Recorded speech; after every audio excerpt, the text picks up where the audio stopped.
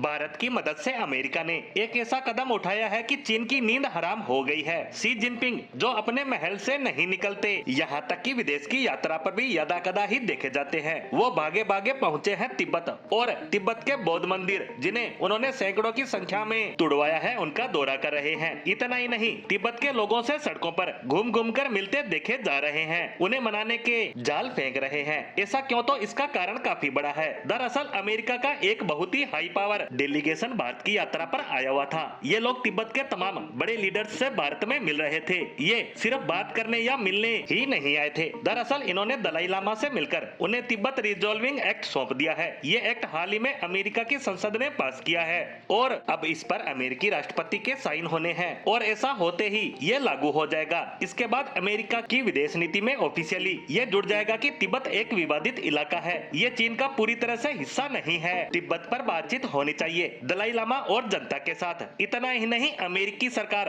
अब दबाव डालना शुरू करेगी चीन पर बातचीत करने के लिए और तिब्बत से मामला सुलझाने के लिए। अगर चीन बातचीत नहीं करेगा तो अमेरिका दुनिया के तमाम जितने भी संगठन हैं, बड़े ग्रुप हैं, G20, G7, नाटो, UN, इन सभी जगह पर इस मुद्दे को उठाएगा और उसके साथ होगा यूरोपियन यूनियन जैसा बड़ा संगठन और अमेरिका के अन्य मित्र देश और उसके बाद चीन की लंका लगेगी। और यही कारण है कि जैसे ही ये एक्ट दलाई लामा को सौंपा गया, चीन में हड़कंप मच गया और शी जिनपिंग जा पहुंचे तिब्बत की सड़कों पर। वे लोगों से मिलकर अपना पक्ष रख रहे हैं, मंदिरों में घूम रहे हैं, वहां के हिस्टोरिकल पैलेसों का दौरा कर रहे हैं। जिन लोगों पर PLA यानी चीनी सेना की लाठियां बरसती थी, अब उनसे चीन का राष्ट्रपति खुद जाकर मिल रहा है। इसके बाद आप अंदाजा लगा चुके होंगे कि जिस हाई पावर कमेटी का भारत दौरा हुआ है वो चीन को कितने भयंकर दबाव में ले आया और बताया जा रहा है कि चीन इस समय पूरी तरह बिलबिला उठा है। चीन की जो कम्युनिस्ट पार्टी है उसे समझ नहीं आ रहा कि इस मामले को कैसे टैकल करे और इससे भी ज्यादा बड़ा खतरा उनके लिए यह है कि ये जो तिब्बत कार्ड है इसे अमेरिका ने खेला है। अभी भारत तो दूर बैठकर तमाशा देख रहा है क्योंकि भारत की मंशा है कि चीन अमेरिका में जूतम पेजार हो जाए, इनकी आपस में जितनी लड़ाई हो सकती है वो हो